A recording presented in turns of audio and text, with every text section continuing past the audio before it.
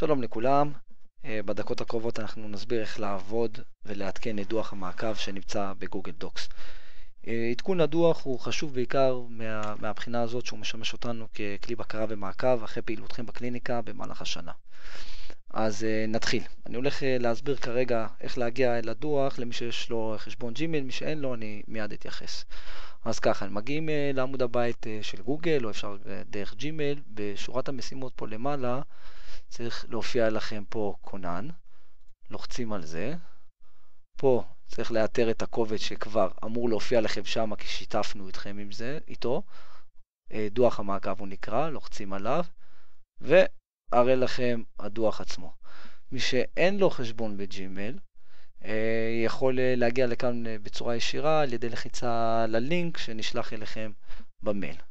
אז בואו נעבור על העמודות במהירות אחד אחד. אז מקישי הבקשה זה די פשוט וברור.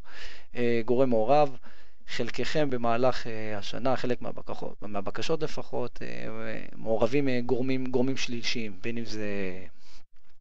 בין אם אלה עמותות, בין אם אלה קליניקות שונות, פשוט יש פה לעדכן עם מי עוד אתם עובדים על הבקשה.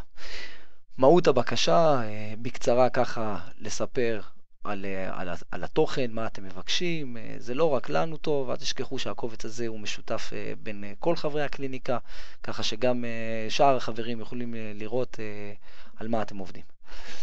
סטטוס הבקשה, האם אתם בתהליך כתיבת הבקשה, האם אתם מחכים לאישור מאילן, האם היא נשלחה, כל האופציות בעצם שיש כאן. פעילות אחרונה, זוהי בעצם העמודה, איתה אתם תעבדו הכי הרבה במהלך השנה, פה יש לעדכן כל פעילות שעשיתם, שהתקדמתם בנוגע לבקשה, בין אם זה שיחת טלפון מול הרשות, או בין אם אתם עדיין מחכים לתשובה מאילן, או בין אם כבר שלחתם, וכן הלאה וכן הלאה. תגובת הרשות, כשאתם מקבלים תשובה, אז פשוט לעדכן. אם התקבלה תשובה חלקית, סירוב, דברים הם די פשוטים. מי שיש לו עוד שאלות, כמובן מוזמן ליצור איתנו קשר, ואנחנו נשמח לענות. שבהצלחה.